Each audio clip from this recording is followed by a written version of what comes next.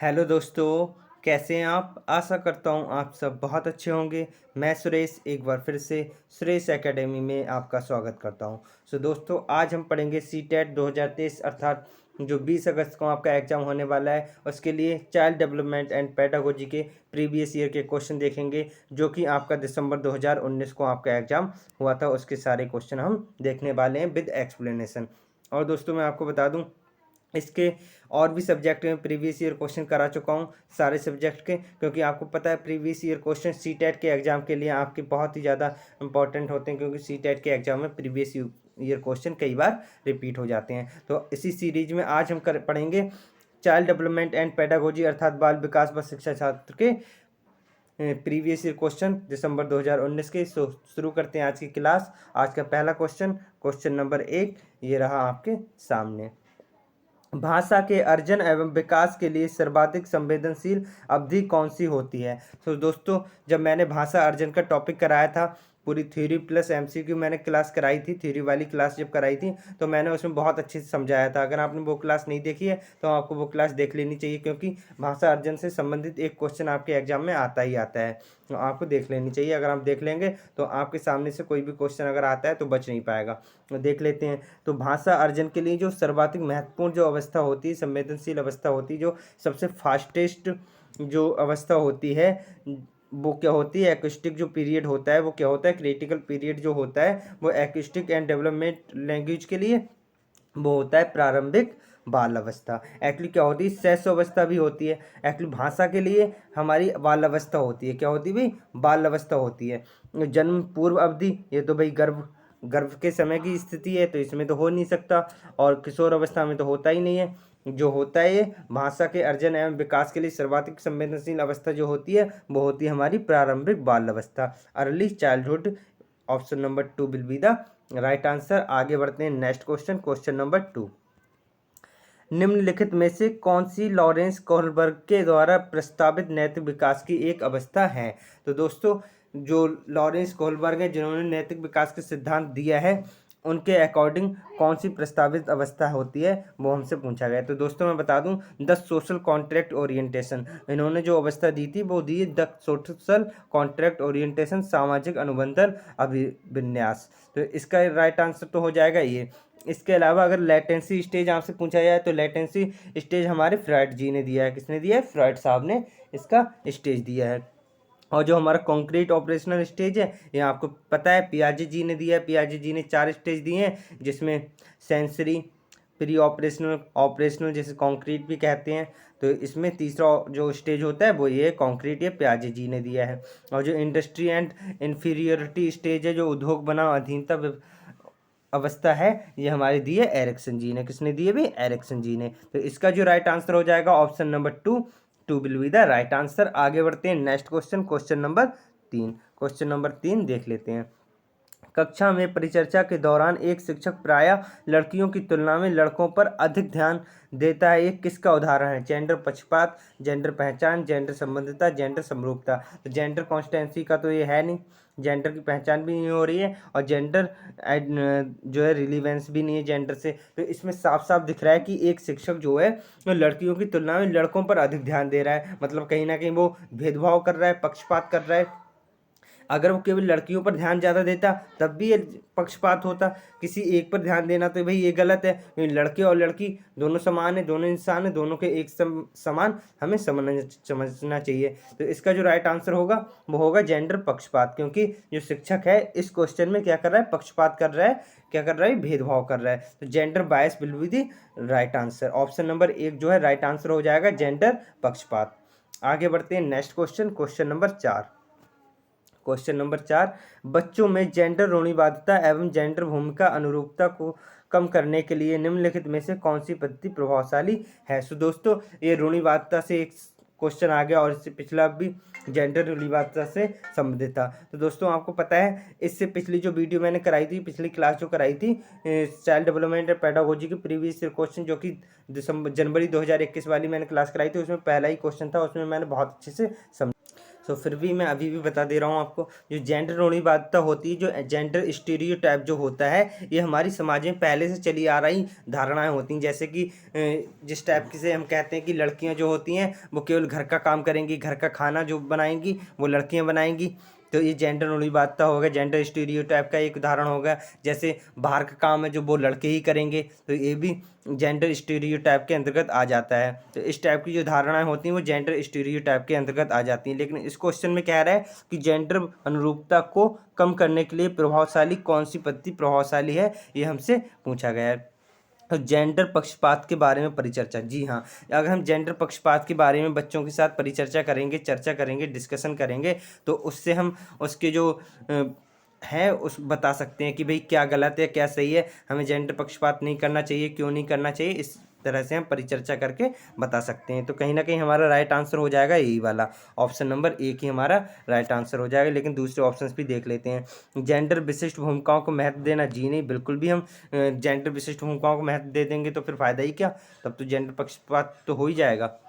Gender पृथक खेल बनाना, ये भी गलत हो जाएगा कि लड़कों को अलग खिलाना लड़कियों को अलग खिलाना, ये भी गलत हो जाएगा। जेंडर पृथक बैठने की व्यवस्था करना, तो ये भी गलत हो जाएगा। बैठने की व्यवस्था अगर हम अलग अलग कर रहे हैं तब भी ये जेंडर पक्षपात कहलाएगा, तो ये भी गलत हो जाएगा। तो इसका जो राइट आंसर हो जाएगा ऑप्शन नंबर एक हो जाएगा। ऑप्शन नंबर एक will be the right answer. आगे बढ़ते हैं next question, question number 5। Question number 5 हमारा क्या कह रहा है देख लेते हैं।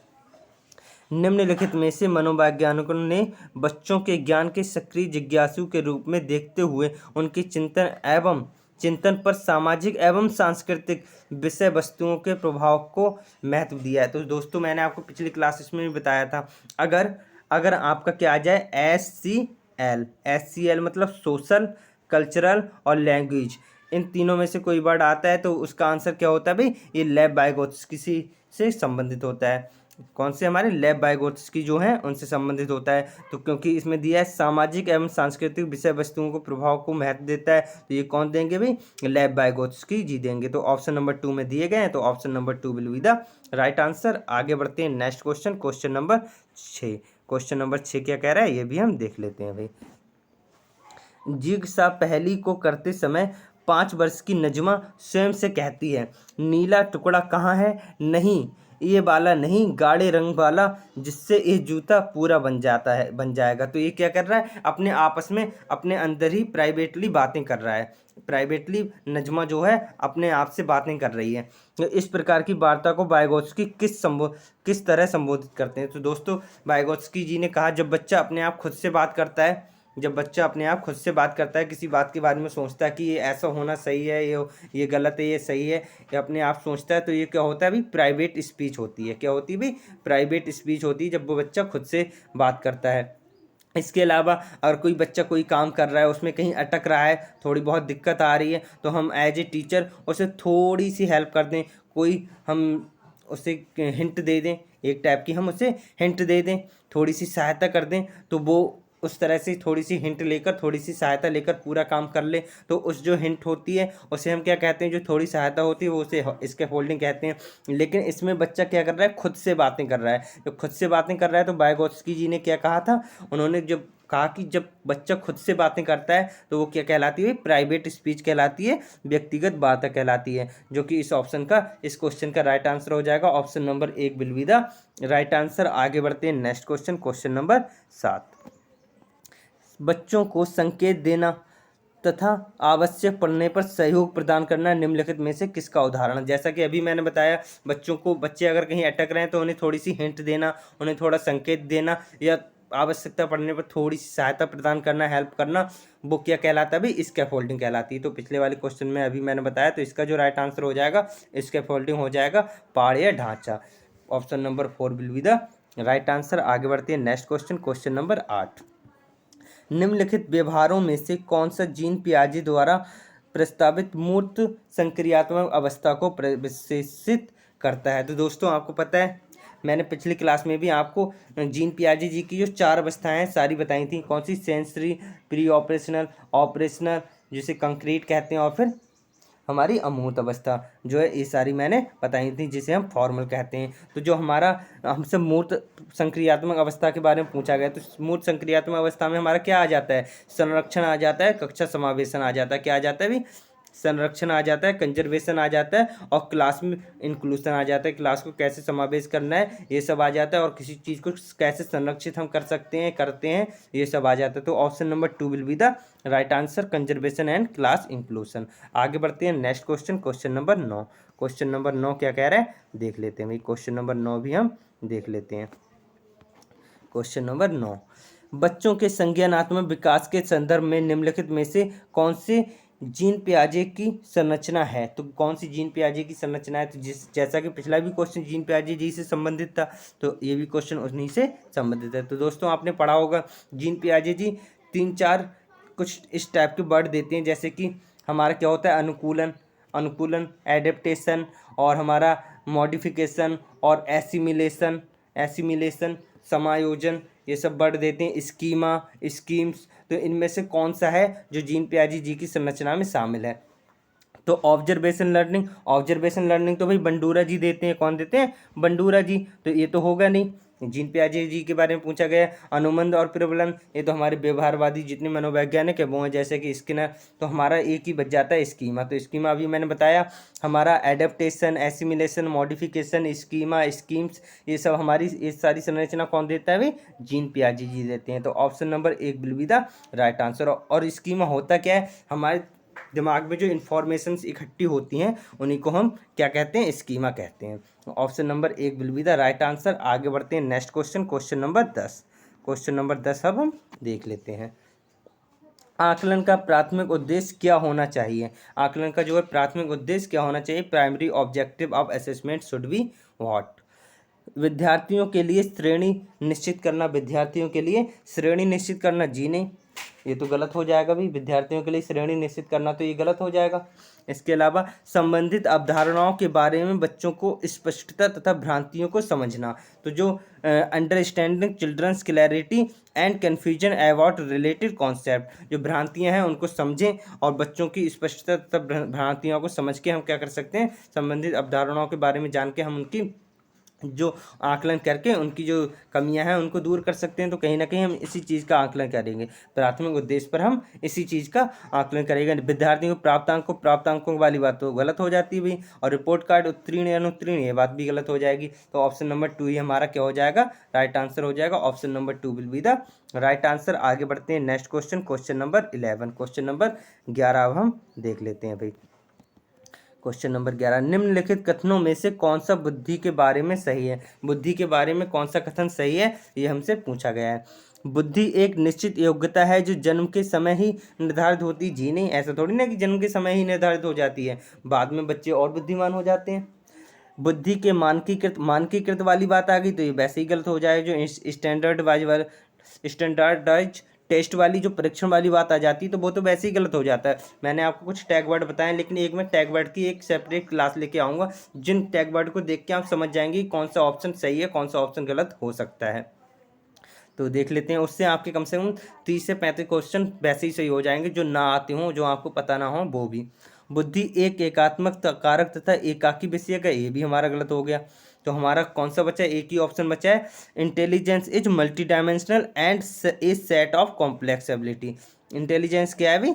एक बहुआयामी है और जटिल योग्यताओं का एक समूह है। तो option number 4 will be the right answer. आगे बढ़ते हैं next question, question number 12। Question number 12 हमारा क्या कह रहा है देख लेते हैं भाई। रूही हमेशा समस्या के एकाधिक समाधानों के बारे में सोचती है। इनमें से काफ़ी समाधान मौलिक होते हैं। रूही किन गुणों का प्रदर्शन कर रही है, ये हमसे पूछा गया है। तो रूही क्या कर रही है? एकाधिक समाधानों के बारे में सोच रही है, और इनमें से काफ़ी समाधान मौलिक होते हैं। मतलब वो केवल एक समाधान नहीं सोच रही है, वो बहुत सारे समाधान सोच रही है। कितने? बहुत सारे। जैसे कि मैंने आपको सृजनात्मक और प्रतिभाशाली बच्चों की पहचान की एक क्लास कराई, सेपरेट क्लास कराई है। अगर आपने वो नहीं देखी है तो आप उसको देख लीजिएगा, क्योंकि उससे भी एक क्वेश्चन आपका आता ही आता है हर बार के एग्जाम में। तो अगर आपने वो क्लास देखी होगी तो आप इसका आंसर तुरंत दे सकते हैं। और वो क्लास कोई बड़ी भी नहीं है, 15 मिनट की होगी, 10 से 15 मिनट की क्लास है। उसको अगर आप देख लेंगे तो आप आसानी से इस क्वेश्चन का आंसर दे सकते हैं। फिर भी मैं आपको बता दे रहा हूँ, जब कोई बच्चा एक प्रॉब्लम का एक से ज़्यादा हल सोचता है, एक से ज़्यादा हल सोचता है तो वो क्या होता है भाई, सृजनात्मक बच्चा कहलाता है, सृजनात्मक सोच वाला बच्चा कहलाता है। और डाइवर्जेंट थिंकिंग वाला भी बच्चा हम कह सकते हैं। लेकिन उसका उल्टा जो कन्वर्जेंट थिंकिंग वाला होता है, जिसका एक ही आंसर देता है, वो होता है हमारा प्रतिभाशाली बच्चा। लेकिन इसमें तो भाई एक से अधिक सोल्यूशन दे रही है, एक से अधिक समाधान सोच रही है, तो इसका जो राइट आंसर हो जाएगा वो हो जाएगा सृजनात्मक वाला क्रिएटिव थिंकर। क्रिएटिव थिंकर जो है, सृजनात्मक विचारक जो है, इसका राइट आंसर हो जाएगा। तो जूही जो है वो कैसी है, सृजनात्मक विचारक एक बच्ची है, क्रिएटिव थिंकर एक बच्ची है। तो इसका राइट आंसर हो जाएगा option number 1 will be the right answer. आगे बढ़ते हैं next question, question number 13। Question number 13, शिक्षण अधिगम प्रक्रिया में वंचित समूह से संबंधित विद्यार्थियों के द्वारा सहभागिता कम होने की स्थिति में एक बालक को क्या करना चाहिए? क्या करना चाहिए ये हमसे पूछा गया है, संबंधित विद्यार्थियों के द्वारा सहभागिता कम होने की स्थिति में। तो बच्चों को विद्यालय छोड़ने के लिए कहना जी नहीं, बच्चों से विद्यालय छोड़ने के लिए थोड़ी ना कहेंगे, ये बात तो गलत हो जाएगी भाई। इस स्थिति को जैसी है स्वीकार कर लेंगे, बिल्कुल नहीं, हम तो उसे सुधारने की कोशिश करेंगे। इन विद्यार्थियों से अपनी अपेक्षाओं को कम कर देंगे जी नहीं। हम अगर कोई मतलब वंचित क्षेत्र से बच्चा है, वंचित समूह से बच्चा आया हुआ है, तो हम उससे अपेक्षा नहीं करेंगे, ये बात भी गलत है, क्योंकि उनकी भी कहीं ना कहीं इंटेलिजेंस लेवल तो सेम ही होगा, इंटेलिजेंस लेवल तो सही होगा ना, तो उसको भी हम आगे बढ़ाने की कोशिश करेंगे। ऑप्शन नंबर 4 है, अपनी शिक्षण पद्धति पर विचार करना चाहिए तथा बच्चों की सहभागिता में सुधार करने के लिए नए तरीके ढूंढने चाहिए। तो यही हमारा राइट आंसर हो जाएगा। हमें क्या करना चाहिए भी, अपनी शिक्षण पद्धति है वो थोड़ी चेंज करनी चाहिए उन बच्चों के अकॉर्डिंग, जिससे कि वो बच्चे हमें सीख सकें, जो हम पढ़ा रहे हैं उसको सीख सकें। हमें क्या करना चाहिए भी, हमें लेसन प्लान में थोड़ा चेंज करना चाहिए, जिससे ऐसा लेसन प्लान तैयार करना चाहिए जिससे कि जो बच्चे हैं वो भी समझ सकें, और फिर हमें उन्हें उनकी सहभागिता में सुधार करने के नए तरीके ढूंढने चाहिए। तो इसका राइट आंसर हो जाएगा option number 4 will be the right answer. आगे बढ़ते हैं नेक्स्ट क्वेश्चन, क्वेश्चन नंबर 14। एक समावेशी कक्षा में एक शिक्षक को विशिष्ट शैक्षिक योग्यता को क्या करना चाहिए, तैयार नहीं करना चाहिए। क्यों नहीं करना चाहिए, तैयार करना चाहिए, बिल्कुल तैयार करना चाहिए। फिर कभी कभी तैयार करना चाहिए, नहीं कभी नहीं, अक्सर तैयार करना चाहिए और सक्रिय रूप से तैयार करना चाहिए। तीसरा ऑप्शन है सक्रिय रूप से तैयार करना चाहिए, यही हमारा राइट आंसर हो जाएगा। हमें क्या करना चाहिए, सक्रिय रूप से विशिष्ट शैक्षिक योजनाओं को तैयार करना चाहिए। और तैयार करने के लिए हतोत्साहित वाली बात तो वैसे ही गलत हो जाएगी, डिस्करेज वाली जो बात होती है वो वैसे ही गलत हो जाएगी। तो option number 3 will be the right answer. आगे बढ़ते हैं next question, question number 15। Question number 15 क्या कह रहा है देख लेते हैं। The primary characteristics of with dyslexia includes, तो क्या इंक्लूड कर रहा है ये हमसे पूछा गया है, देख लेते हैं। डिसलेक्सिया, सो दोस्तों डिसलेक्सिया के बारे में मैंने जब अधिगम विकार की क्लास कराई थी आपको, जो कि 10 से 15 मिनट की क्लास है, उसमें सारे विकार मैंने करा दिए और मैंने बताया था इससे रिलेटेड एक क्वेश्चन आता ही आता है आपके एग्जाम में। और देखिए इस एग्जाम में भी एक क्वेश्चन आया हुआ है डिसलेक्सिया। तो डिसलेक्सिया क्या होता है मैंने आपको बताया था, उसमें डिसलेक्सिया वो होती है जिसमें पढ़ने में दिक्कत होती है, जिसमें बच्चा डी को बी पढ़ लेता है, डॉग को गॉड पढ़ लेता है, इस टाइप से उल्टा पढ़ लेता है, या जो उसे धारा प्रवाह में दिक्कत होती है पढ़ने में, मतलब कहीं ना कहीं ये कह सकते हो डिसलेक्सिया जो होती है तो पढ़ने में विकार को कहते हैं, पढ़ने में जो दिक्कत होती है उसको हम कहते हैं डिसलेक्सिया। तो अगर आपने वो क्लास नहीं देखी है अधिगम विकार वाली तो आपको देख लेनी चाहिए, क्योंकि उससे एक क्वेश्चन तो एक नंबर तो पक्का हो ही जाता है, कम से कम एक नंबर। बाकी का हमारी जो भाषा वाले सब्जेक्ट हैं उनमें उनकी भी पैडागोजी में आ जाता है एक क्वेश्चन, तो एक तो मान के चलिए ही। तो इसका जो राइट आंसर होगा पढ़ने में विकार, धारा प्रवाह में की अक्षमता, तो ये हमारा राइट आंसर हो जाएगा। Option number 3 will be the right answer, inability to read in fluency. आगे बढ़ते हैं नेक्स्ट क्वेश्चन, क्वेश्चन नंबर हमारा कौन सा आ जाएगा 16। क्वेश्चन नंबर 16 जब अब हम देख लेते हैं क्वेश्चन नंबर 16। शिक्षा का अधिकार अधिनियम 2009 में उल्लेख की गई समावेशी शिक्षा की अवधारणा निम्नलिखित में से किस पर आधारित है। ये किस पर आधारित है ये हमसे पूछा गया है। तो दोस्तों व्यवहारवादी सिद्धांत जी नहीं, व्यवहारवादी सिद्धांत नहीं है। अशक्त बच्चों के प्रति सहानुभूति अभिवृत्ति, ये भी हमारा नहीं होगा, ये भी हमारा राइट नहीं होगा। अधिकार आधारित मानवतावादी परिप्रेक्ष्य, जी हाँ, हमारा जो 2009 का RTE है, हमारा जो 2009 का राइट टू एजुकेशन एक्ट 2009 है, उसके अकॉर्डिंग समावेशी शिक्षा जो होती है उसमें सबको अधिकार है शिक्षा का, राइट टू एजुकेशन सबको अधिकार है। अधिकार आधारित मानवतावादी परिप्रेक्ष्य क्या भी, ये राइट बेस्ड ह्यूमैनिस्टिक परस्पेक्टिव। तो ऑप्शन नंबर 3 हमारा क्या हो जाएगा, राइट आंसर हो जाएगा। आगे बढ़ते हैं next question, question number 17। Question number 17 क्या कह रहे हैं देख लेते हैं। संरचनावादी ढांचे अधिगम प्राथमिक रूप से क्या है? यंत्रवाद याद करने की क्षमता, जी नहीं। याद करने वाली बात तो आपकी वैसे ही गलत हो जाती है। प्रबलन पर केंद्रित, जी नहीं। प्रबलन पर केंद्रित, जी नहीं। प्रबलन पर भी केंद्रित नहीं होती है, ये भी नहीं होगा। अनुबंधन द्वारा अर्जित, ये भी नहीं होगा। अवबोधन की प्रक्रिया पर केंद्रित होती है, ये बात बिल्कुल सही है। Focused on the process of meaning making, ये हमारा राइट आंसर हो जाएगा। Option number 4 will be the right answer. आगे बढ़ते हैं next question, question number 18। Question number 18 देख लेते हैं।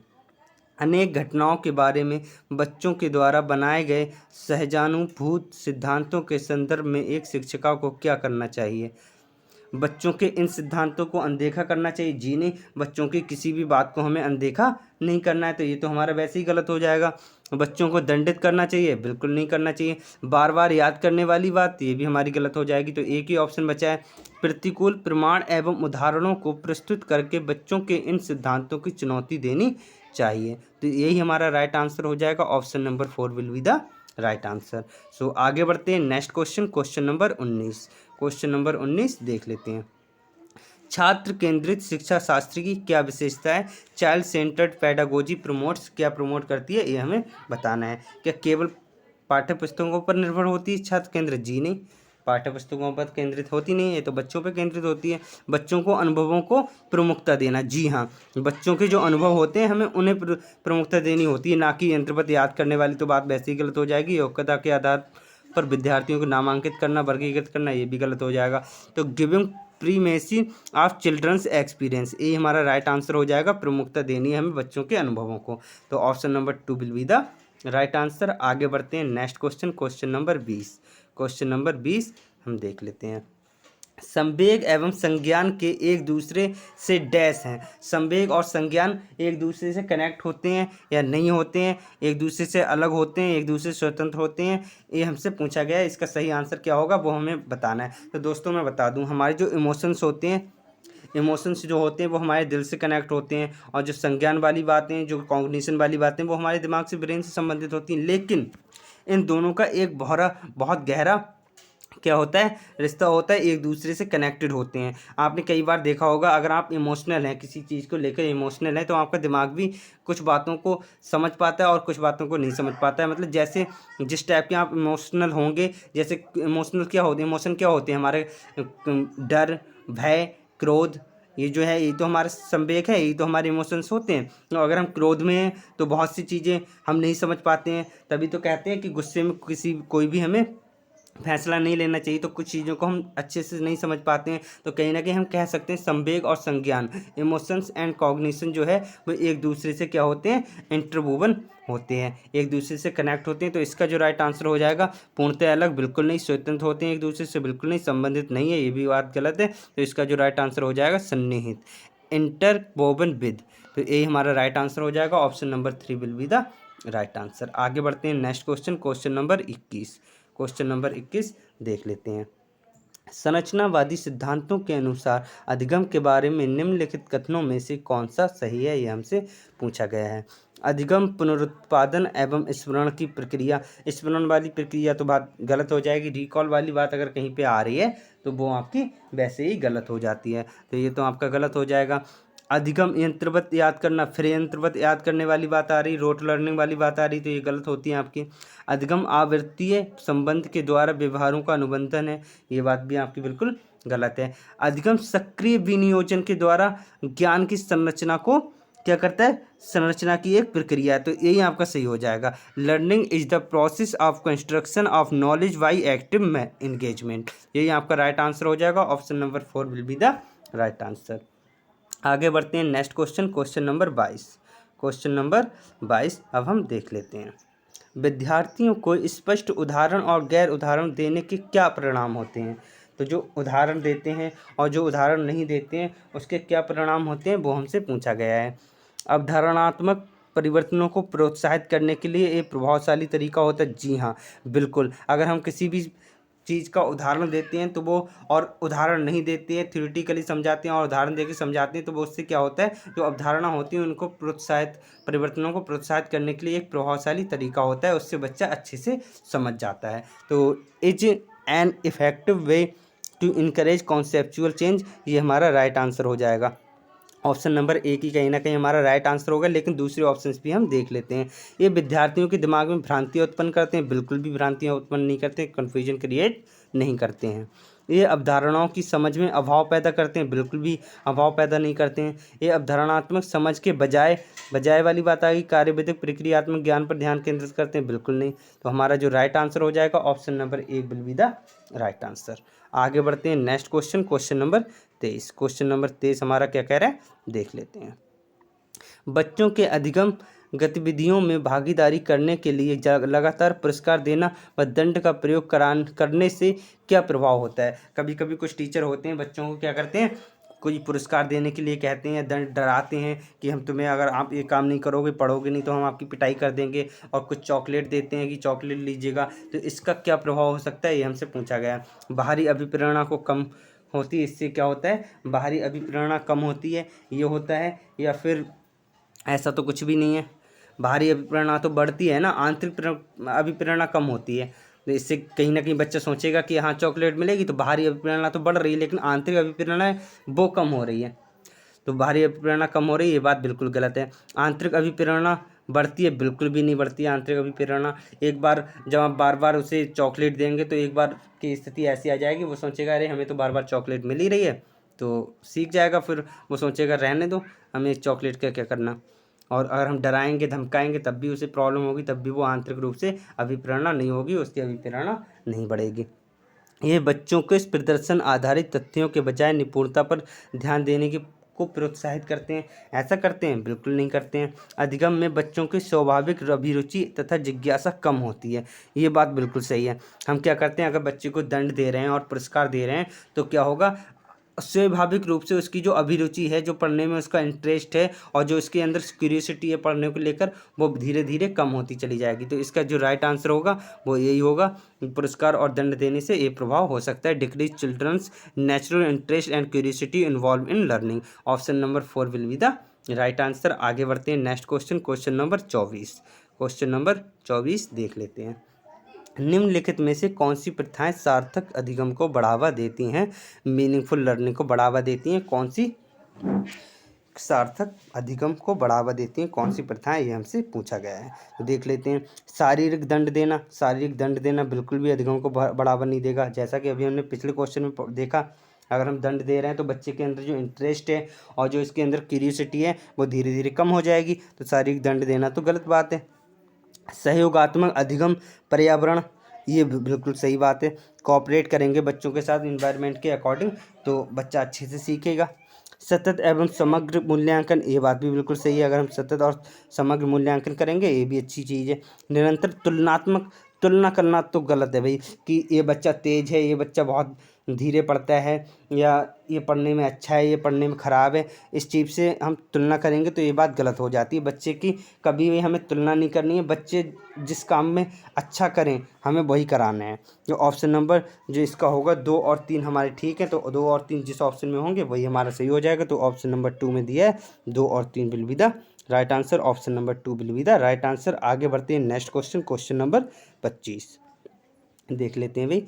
शिक्षक बच्चों की जटिल अवधारणाओं की समझ को किस प्रकार सहज कर सकते हैं, किस प्रकार सहज कर सकते हैं, ये हमसे पूछा गया। एक व्याख्यान देकर, प्रतियोगात्मक अवसरों की व्यवस्था देकर, बार बार यांत्रिक अभ्यास कर, अन्वेषण में परिचर्चा के अवसर उपलब्ध कराकर। तो दोस्तों व्याख्यान वाली लेक्चर वाली बात तो वैसे ही गलत हो जाएगी, लेक्चर वाली बात तो वैसे ही गलत हो जाएगी, एक नेगेटिव वर्ड है।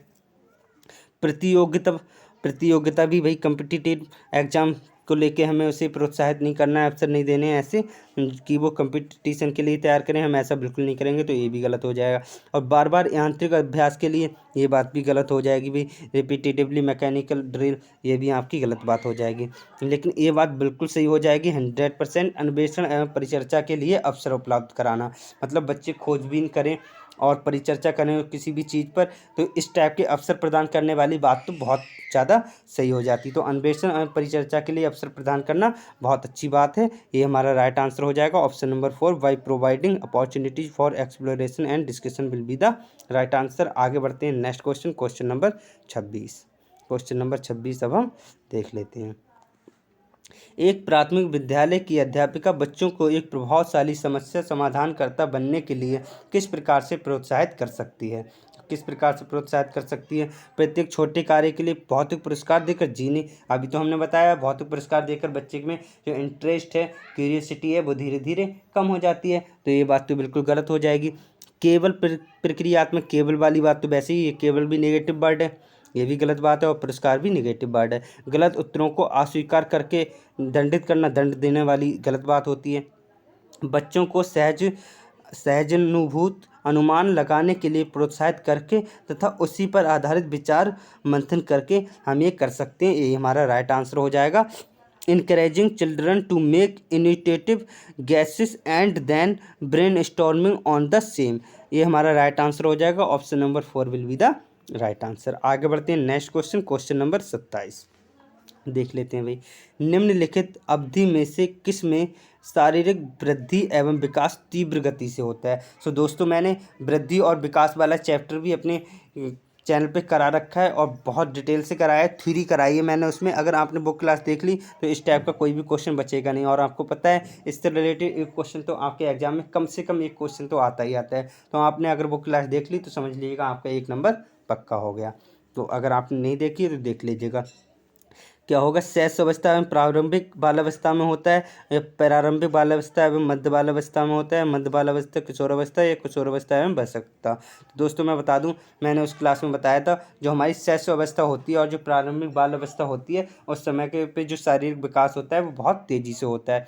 उसके बाद बालावस्था में थोड़ा धीमा हो जाता है, जो मिडिल बालावस्था होती है और जो लेटर बालावस्था होती है उसमें थोड़ा धीमा हो जाता है विकास। लेकिन जैसी एडोलसेंस आती है उसमें और भी तेज़ी से हो जाता है। जो एडोलसेंस किशोरावस्था होती है उस कहीं ना कहीं हम कह सकते हैं शैशव अवस्था और किशोरावस्था में आपका विकास जो है बहुत तेज़ी से होता है, तीव्र गति से होता है। कहीं ना कहीं आप इस टाइप से कह सकते हैं, पहले शैशव अवस्था में ज़्यादा, बाल अवस्था में कम, फिर किशोर अवस्था में ज़्यादा और फिर प्रौढ़ अवस्था में कम, इस टाइप से कह सकते हैं। तो इसका जो राइट आंसर हो जाएगा ऑप्शन नंबर 1, शैशव अवस्था एवं प्रारंभिक बाल अवस्था, infancy and early childhood will be the right answer. आगे बढ़ते हैं नेक्स्ट क्वेश्चन, क्वेश्चन नंबर 28। निम्नलिखित में से कौन सा विकास का सिद्धांत नहीं है? जो गलत है वो हमसे पूछा है, नोट वाला हमसे पूछा है, इसको पहले से अंडरलाइन करके रखना है। विकास जीवन पर्यंत होता है, ये बात बिल्कुल सही है, लेकिन हमसे तो गलत पूछा है तो इस तो भाई गलत बात है नहीं, ये तो बिल्कुल सही बात है। विकास परिवर्त होता है, मॉडिफिडेबल होता है, ये बात भी बिल्कुल सही है। विकास आनुवांशिकता एवं पर्यावरण दोनों के प्रभावित होता है, दोनों से प्रभावित होता है, ये बात भी बिल्कुल सही है। चौथा, विकास सार्वभौमिक तथा सांस्कृतिक संदर्भ से प्रभावित नहीं करते हैं। क्यों नहीं करते हैं भी? सांस्कृतिक संदर्भ जो होते हैं वो भी उसे प्रभावित करते हैं विकास को। तो यही हमसे गलत ही पूछा था, हमसे क्या पूछा? गलत नॉट पूछा था। तो यही हमारा राइट आंसर हो जाएगा। Development is universal and cultural content do not influence लिखा है, अगर इसमें नॉट नहीं होता तो ये भी हमारा सही हो जाता। तो फिलहाल तो इसका जो राइट आंसर होगा option number 4 will be the right answer. आगे बढ़ते हैं next question, question number 29। Question number 29 अब हम देख लेते हैं भाई। क्वेश्चन नंबर 29, व्यक्तिगत विभिन्नताओं का प्राथमिक कारण क्या है? व्यक्तिगत विभिन्नताओं का प्राथमिक कारण क्या है, ये हमसे पूछा गया है। लोगों के द्वारा माता पिता से प्राप्त आनुवंशिक संकेत, जी नहीं।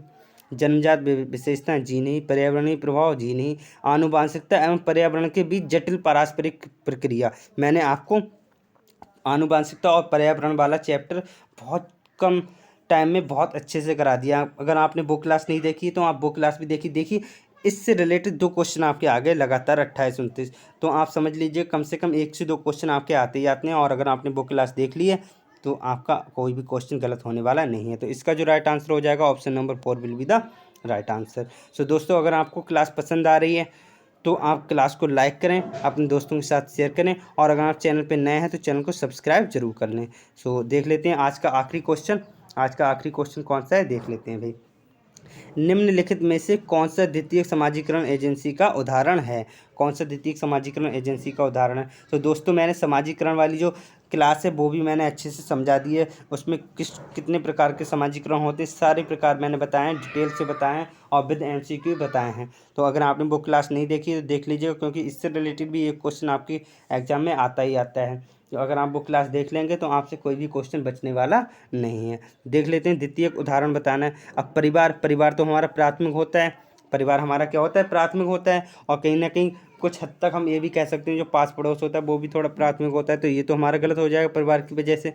और परिवार दूसरे वाले में भी आ रहा है, तो परिवार क्योंकि प्राथमिक होता है, ये भी हमारा कट गया। और जैसा कि मैंने बताया कुछ हद तक पास पड़ोस भी हमारा प्राथमिक में आ जाता है। लेकिन विद्यालय एवं मीडिया ये पूर्णतः हमारे द्वितीयक समाजीकरण के प्रकार होते हैं। School and media will be the right answer. ये क्या होते हैं? सेकेंडरी सोशलाइजेशन एजेंसी होती हैं स्कूल एंड मीडिया। तो आगे बढ़ते हैं नेक्स्ट क्वेश्चन।